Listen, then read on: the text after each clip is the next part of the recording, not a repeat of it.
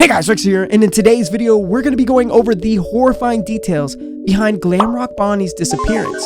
We're going to explain who did it, a few theories of why I think it was done, and what it means for the future of Fnaf security breach.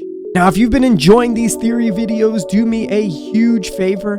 Go ahead and stop what you're doing, hit that subscribe button if you haven't already, and like the video for more awesome content just like this. But without further ado, let's go ahead and jump in to the very first theory. But before we do that, let's talk about how Glamrock Bonnie even exists in this timeline. So Glamrock Bonnie was only mentioned a few times in the original security breach game, twice by Glamrock Freddy. The first being when Freddy alludes to his existence saying that the Plex doesn't have a rabbit anymore. Now, of course, that got a lot of us, including myself, really thinking, is he talking about Glamrock Bonnie, Glitch Trap, or Vanny? Now, fast forward to the second time that he is mentioned by Glamrock Freddy. If you walk up to the ice cream parlor found inside of Bonnie's bowl in the original Fnaf security breach, if you're inside, Glamrock Freddy will approach the stage, and eventually he says he can't go there anymore because he misses Bonnie. Pretty much confirming that the rabbit that Glamrock Freddy was talking about is exactly who we thought,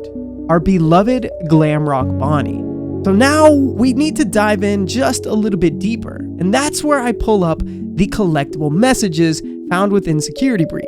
One of them explaining how Bonnie used to get up in the middle of the night and leave his room and head over to Monty's Gator Golf.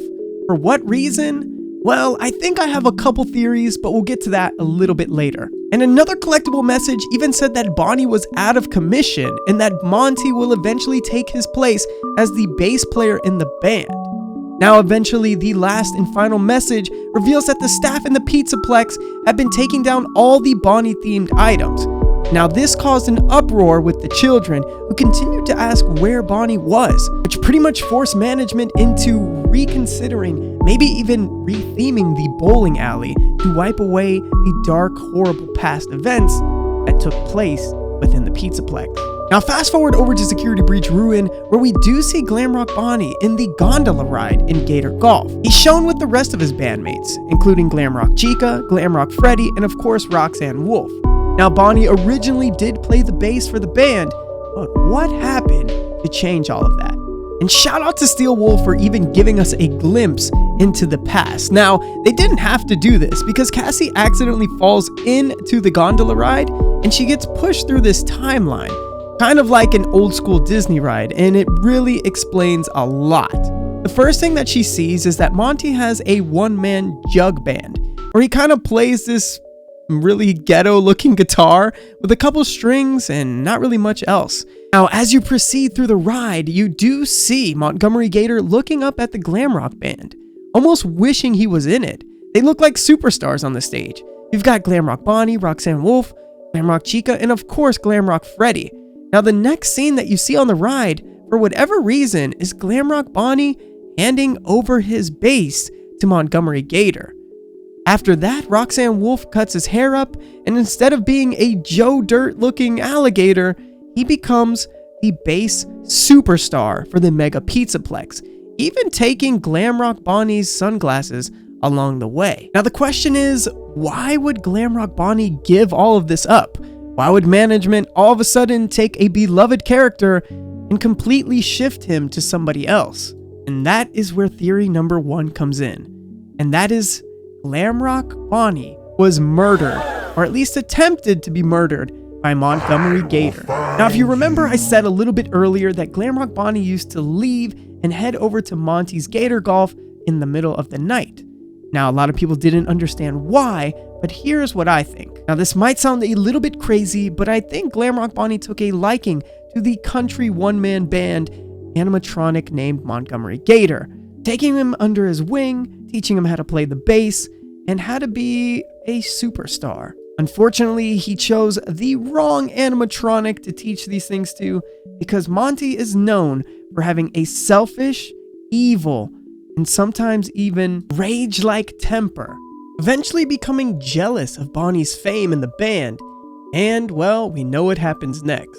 Now, I guess the big question becomes, why would the ride show a different story? Why does it show Glamrock Bonnie just passing over the guitar? Well, if you really think from an HR perspective, They can't allow people to know that there's a killer animatronic within the Pizzaplex.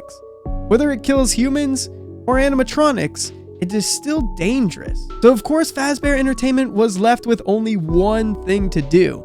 They had to cover it up.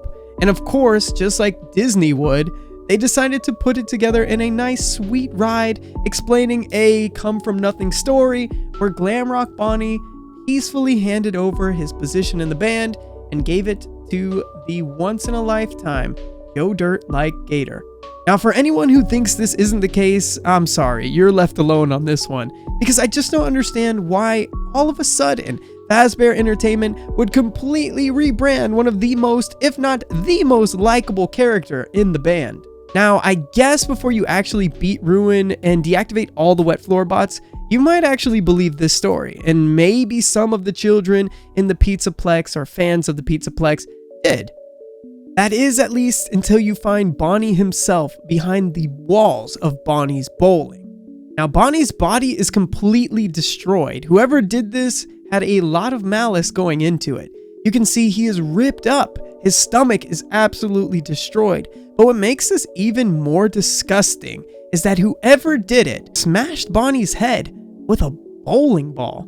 Really? A bowling ball of all things? But what makes this even more insane is that the proof of Monty doing it is literally staring at us right in the face. If you look closely on Glamrock Bonnie's chest, you will see that Monty's claw marks have swiped through the middle of it, even leaving behind a green paint smudge all around it.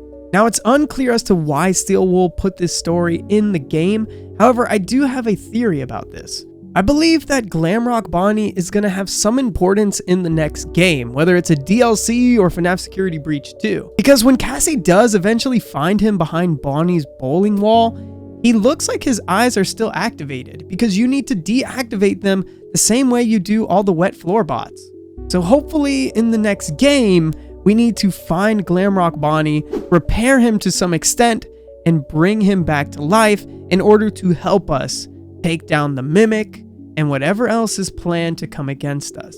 And that, ladies and gentlemen, is where I wrap up my theory on Glamrock Bonnie. And yes, guys, I understand I'm being pretty hopeful in this situation, but come on, guys. I mean, Steelwool made such an amazing character just to have it go to waste by hiding behind a wall, which a lot of people didn't even know existed, and probably wouldn't if they didn't see hacking videos. I mean, this character is so unique and has so much potential that it has to be in the next game. If you ask me, the ideal continuation to this story would be that we somehow fix Glamrock Freddy and Glamrock Bonnie, and two best friends are united as one and help us along the way. Now, if you did enjoy this video, guys, do me a huge favor. Stop what you're doing, hit that like button, and obviously, if you're new to the channel, I promise you won't regret it, hit that subscribe button as well. And if you made it this far in the video, maybe check out the last video we did, which was Glamrock Freddy and what actually happened to him within the Mega Pizzaplex between Fnaf Security Breach and Fnaf Ruin. Anyways, guys, I'm going to go ahead and wrap up here. Thank you again for all of the love and support, and I'll see you in the next one. Till then, peace out!